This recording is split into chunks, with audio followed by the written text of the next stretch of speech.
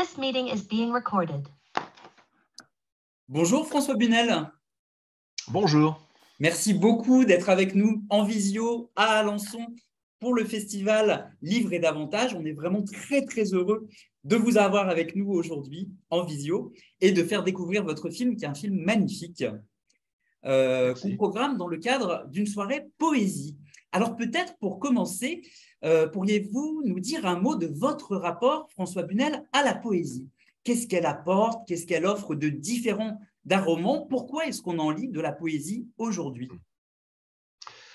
Bonsoir à tous. Pardon de ne pas être avec vous physiquement, mais il existe ces petites merveilles de technologie qui ne sont pas très poétiques, mais qui permettent d'être en lien quand même les uns avec les autres. Oui, alors pour répondre à votre question, c'est très simple. La poésie, elle permet de mieux vivre, tout simplement, de mieux vivre dans un monde qui, sans poésie, sans musique, sans littérature, sans rencontre, serait sans doute la définition de l'enfer. Je crois que la poésie, elle est à chercher un peu partout, d'abord. C'est la première des choses, c'est que la poésie, me semble-t-il, ne se manifeste pas uniquement par des traces écrites classiques. La poésie, elle est bien sûr dans les livres de poèmes, mais pas seulement, et parfois d'ailleurs on a du mal à l'y trouver. Elle est en réalité dans l'œil. Voilà, elle est dans l'œil qui regarde bien, dans l'œil qui vibre, dans l'œil qui se relie immédiatement à vos émotions premières, dans l'œil qui vous permet de vous interroger. Je crois que la poésie, c'est d'abord une interrogation portée sur le monde, c'est-à-dire un émerveillement, un étonnement. Je m'étonne que le jour se lève. Je m'étonne que le soleil frappe mes carreaux. Je m'étonne que tout à coup, quelque chose qui me semblait banal, si je l'observe longuement, attentivement et justement sous une certaine lumière, apparaît beau. Voyez-vous, je crois que la poésie, c'est cette capacité à se mettre en route, se mettre en mouvement, à se sortir des habitudes, à s'extirper de soi-même, à se sortir d'une espèce de confort qui amollit également l'esprit, le corps, et tout à coup, par la grâce de l'étonnement, accepter quelque chose qui a très mauvaise presse aujourd'hui, qui est l'émerveillement, l'enchantement.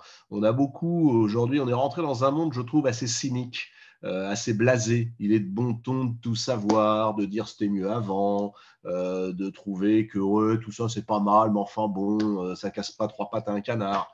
Et donc d'oublier cette vertu première, à mes yeux, qui est l'émerveillement devant les petites choses de la beauté du monde. Mais c'est pas le monde qui est beau, pas du tout.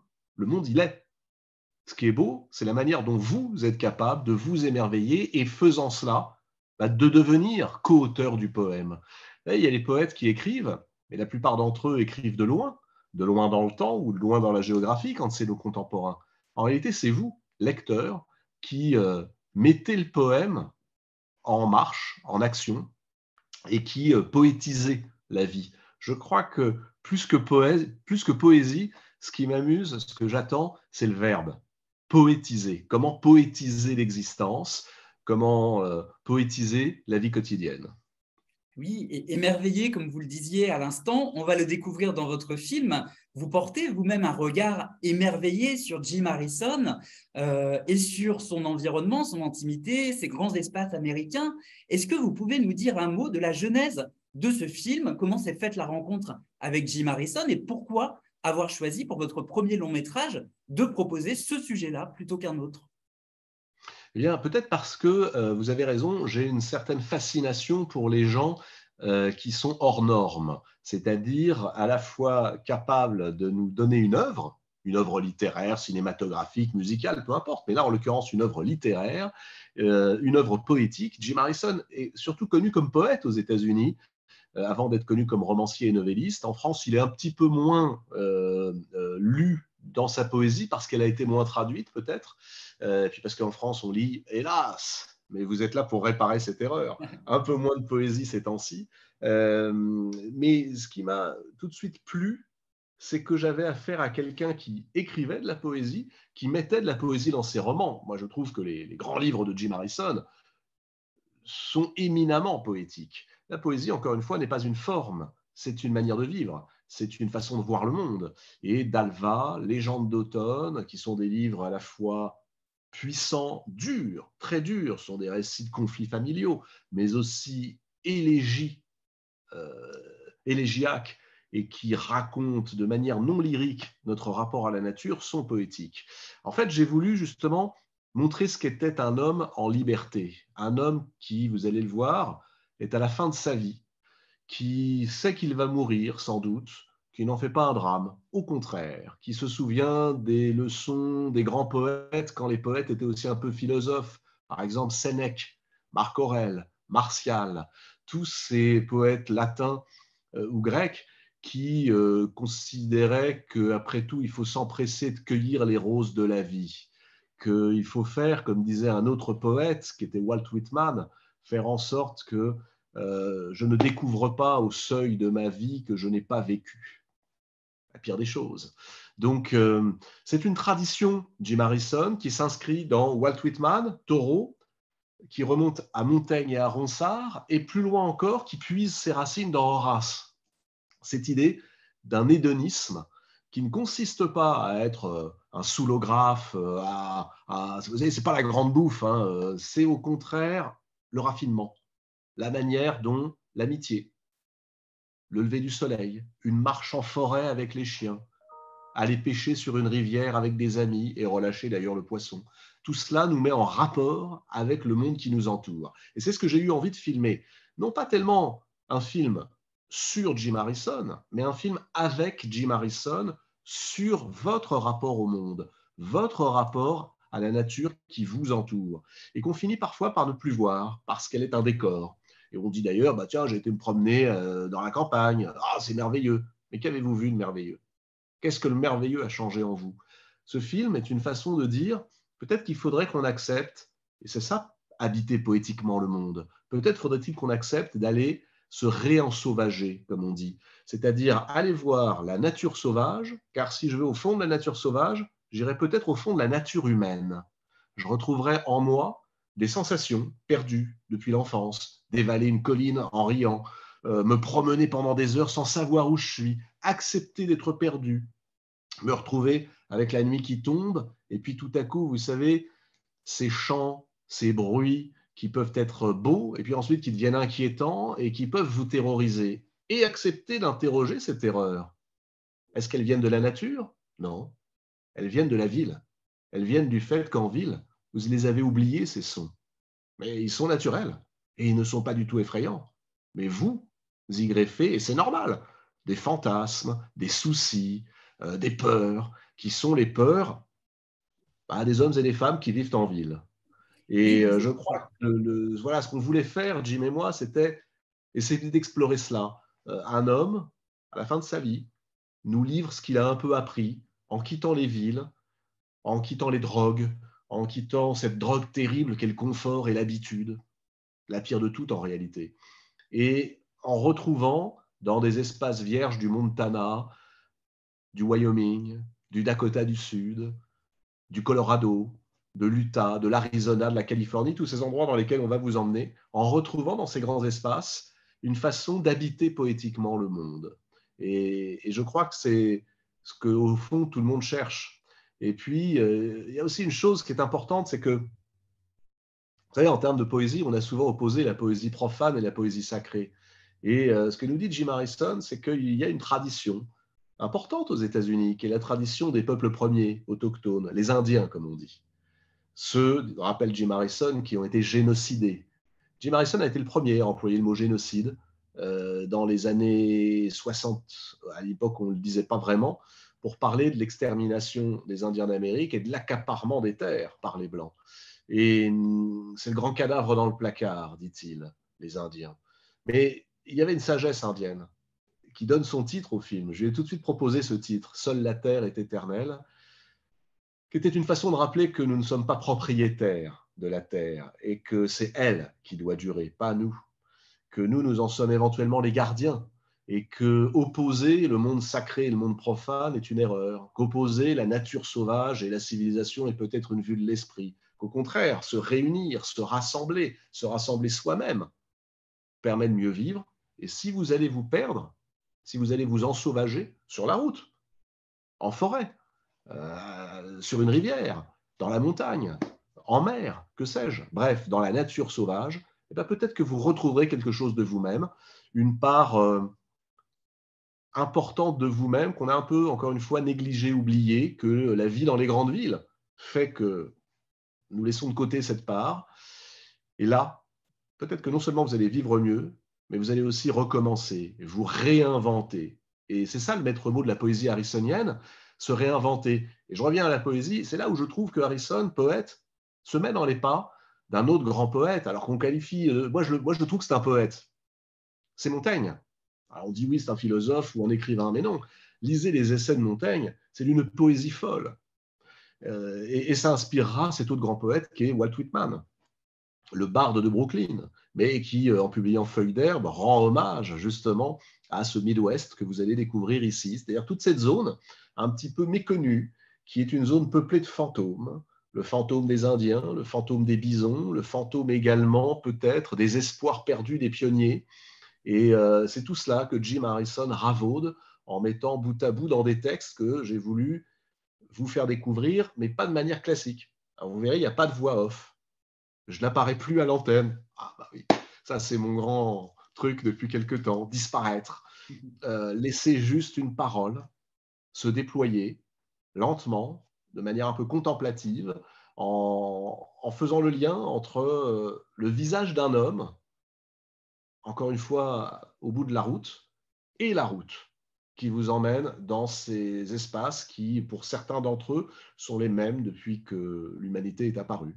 Quand vous allez vous promener dans le Wyoming ou dans le Montana, eh bien vous voyez des montagnes qui n'ont pas bougé depuis 1 million d'années. Et je crois que la poésie est là, dans notre capacité à se poser et à laisser l'esprit divaguer, à emmagasiner tout cela, rentrer chez soi et puis y réfléchir, ensuite ouvrir un livre et se laisser happer par cette parole. J'ai été très touché, François Bunel, aussi par l'ouverture du film. Vous évoquiez cette capacité d'écoute, vous avez évoqué les oiseaux, mais le film s'ouvre sur la respiration qu'on entend, la respiration de Jim Harrison. Est-ce que vous pouvez nous dire un mot du choix de cette ouverture et peut-être du rapport aussi à la poésie? Est-ce que la poésie, c'est un souffle aussi que vous avez voulu faire entendre? Mais vous avez parfaitement raison, la poésie est un souffle. Et c'est assez intéressant parce que j'ai voulu peut-être aussi vous déranger. Je crois que la poésie n'est pas simplement un ornement. La poésie n'est pas simplement une jolie chose. Elle n'est pas jolie, la poésie. Croyez-moi. Tout comme la nature n'est pas jolie. Vous le verrez dans le film. La nature, elle vous semble immense, sublime, très belle, jolie. Et peu à peu, elle devient menaçante. Elle devient inquiétante et parfois carrément hostile. La nature, c'est l'endroit où il y a, bien sûr, des élans, il y a des chiens qui partent, il y a tout ça. Et, oh, bah tiens, il y a des chevreuils, c'est sympa. Oui, il y a des ours aussi. Et eux, ils sont chez eux, pas chez vous. Alors, si vous les croisez, je vous déconseille de commencer à philosopher avec eux. C'est une leçon de Il y a des modestie serpents. également, la poésie, n'est-ce pas? Et oui, et il y a des serpents et tout. Il y a dans la nature à la fois ce qui est sublime et joli et ce qui est cruel, violent, terrifiant, épouvantable. La poésie, je crois, n'est pas là simplement pour orner notre existence et la décorer. Ça n'est pas un bibelot, c'est quelque chose qui vous dérange. Et donc, j'ai voulu effectivement, peut-être, oui, montrer à la fois que c'était un souffle, et le souffle de ce vieil homme, qui, encore une fois, est au bout du chemin, il est essoufflé. Parce que vous savez, la vie, c'est ça, c'est s'essouffler, c'est accepter, je crois, de se laisser essouffler, c'est-à-dire de la brûler par les deux bouts, de tout faire, de tout être, de tout devenir. Et ce qui est amusant et en même temps fort chez Jim Harrison, c'est que voilà un homme qui ne s'est jamais économisé, qui a aimé la vie, qui a aimé les gens, qui a aimé parfois les drogues, qui en est sorti et qui le racontera, qui a aimé, il y aura substitué, vous allez voir, la cuisine. Oui. Il raconte comment cuisiner, tout à coup, lui est apparu comme étant le meilleur remède à toutes les formes d'addiction. On avait le choix, soit la psychanalyse, soit la cuisine. Il a opté pour la cuisine. Bon, mais c'est une façon aussi de se tenir droit. Et j'ai voulu ouvrir, effectivement, avec 2-3 choses qui peuvent, j'en suis conscient, déranger. c'est-à-dire ce souffle qui annonce la fin. Jim Harrison, hélas, est mort pendant le tournage du film. Nous avions prévu, au bout de 3 semaines de tournage à l'été 2015, de revenir, parce que je voulais tourner Jim dans les neiges du Michigan, là où il a passé une partie de son enfance, dans ce qu'on appelle la péninsule Nord, qui est un endroit, mais alors absolument infréquentable, parce qu'il n'y a pas de route pour y aller d'abord, et puis ensuite parce qu'aucun itinéraire touristique n'y mène, mais c'est sublime. Et nous devions revenir tourner début avril, la fonte des neiges, ce moment magique où l'hiver disparaît et où en une semaine apparaît le printemps. C'est vraiment la terre des extrêmes. Il n'y a ni printemps ni automne. En fait, il y a l'hiver et l'été. Il n'y a que 2 saisons. On est tellement haut. Et Jim est mort quelques semaines, quelques jours d'ailleurs, avant notre retour. Et la poésie, c'est aussi ça. C'est se dire, ou se poser la question, comment ne pas désespérer? Que garder d'une vie? Qu'est-ce qui dépasse la matérialité des faits? Vous voyez ce côté un peu clinique d'une vie. Quand on regarde la vie d'un homme ou d'une femme, souvent il y a 2 dates séparées par un tiret. Moi, ce qui m'a intéressé, c'était le tiret, pas les dates. Et je crois que c'est ça, regarder poétiquement le monde. C'est s'intéresser au tiret et aller interroger l'homme ou la femme. Jim disait une chose que je trouve très belle. Parce que paradoxalement, vous allez voir, c'est un film, alors pardon, je ne veux pas vous effrayer, c'est un film, oui c'est vrai, sur la fin d'une vie, mais qui paradoxalement est un film sur la vie. C'est un film, je crois, extraordinairement joyeux. Jim nous offre un testament qui est insolent, irrévérencieux, drôle, et qui est celui, oui, d'un homme qui sait qu'il va mourir, et qui rit, qui est debout, qui est fatigué, qui est usé, édenté, mais debout. Quand on lui a demandé s'il voulait un peu de maquillage, éventuellement changer le t-shirt que vous allez découvrir, il s'est mis à rire en disant « Mais attendez, de quoi me parlez-vous? Vous voulez la vérité? La vérité, c'est ça. Pourquoi est-ce qu'on ne veut pas voir un homme en bout de course? Filme-moi comme je suis. Ou alors, va-t'en. » Et il y a, je crois, dans cette façon de se dire « Je ne me maquille pas », la véritable poésie. La vraie poésie, vous savez, elle ne cherche pas à embellir. Encore une fois, elle ne se maquille pas. Il ne s'agit pas de faire joli, de faire des belles rimes et des beaux vers. Non, il s'agit de trouver les mots justes, d'aller à l'os.